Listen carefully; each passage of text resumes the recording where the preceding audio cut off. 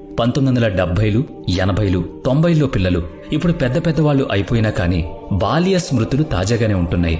Internet లేదు, smart phone లేదు కనుక మనుషులు ఒకరితో ఒకరు నేరుగా మాట్లాడుకునేవాళ్లు. దూర ప్రాంతాల వాళ్లతో మాట్లాడాలంటే ట్రాంగ్ కాల్ చేయాలి. అది కొన్ని గంటల సమయం పట్టే వ్యవహారం.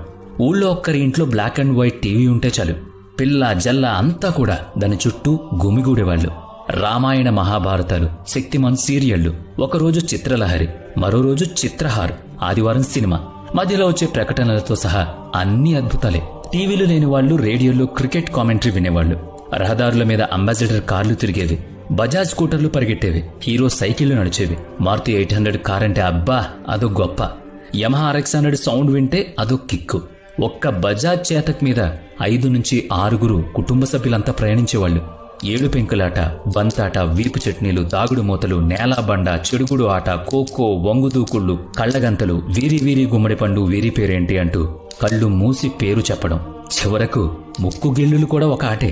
జారుడు బల్ల, తూగుడు బల్ల, అవ్వాబచ్చ ఆటలు ఇక వీటికి కొదవేలే.